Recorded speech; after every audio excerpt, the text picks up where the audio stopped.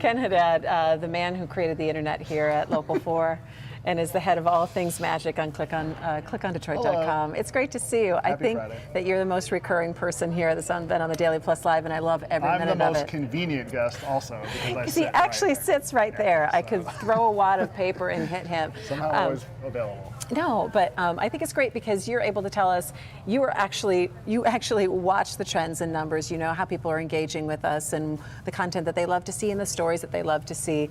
And not everything that you see on air and on the news and even streaming here live. We have so much other content that's on clickondetroit.com that you and Cassidy and everyone who works at Click On are writing different stories and in-depth stuff, which is what I truly love. And that's why I love to have you on. Well, it's a pleasure. To talk about it, because today is the 50th anniversary of hip hop. Yes, your favorite genre, from what I've heard. Well, that's, yes. I do enjoy hip hop, but you know, it's one of those things that you're like, who's your favorite? Like, put me on the spot. Like, who's your favorite hip hop artist? What's your favorite hip hop song? But you wrote this this great article here that's trending right now. Yeah, so it's a huge talk about on the internet today. Today's the 50th anniversary of hip hop. It's kind of been an all-month celebration, I would say, or maybe like a whole summer celebration. Yeah. Hip hop started in a basement in the Bronx, 1973, and it was pretty much just DJs. And then 5 or 6 years later, Rapper's Delight comes out from the Sugar Hill Gang, and people are rapping like that for about a decade, and then gangster rap comes in. You got Tupac and NWA and Run DMC and all of that. And then the Detroit era kind of comes in, which is where Eminem emerges as one of the best-selling artists of all time by the time we get to the 2010s.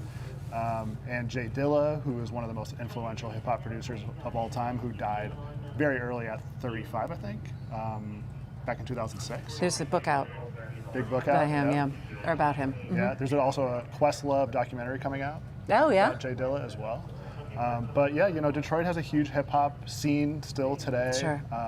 There's a bunch of underground rappers that are slowly gaining momentum, and you have like Big Sean, who's the new era, kind of the new, kind of took the torch from Eminem, in the late 2010s. But it's a huge part of the fabric in the city, and it's just worth acknowledging. Yeah, it's beautiful to see, and I think people really like talking about who their favorite artists are, and kind of some of the I think it's fun also some of the throwback hip hop into the 80s and 90s that I'm thinking about. What about you? What's your favorite? I'm a big 90s hip hop fan. I love like Tribe Called Quest.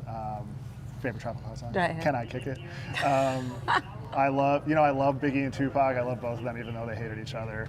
I still listen to new rappers here and there, not as much as I used to, but there's still a lot of good artists out there. Jay-Z is probably like my all-time favorite. I was just going to say Jay-Z is one of mine.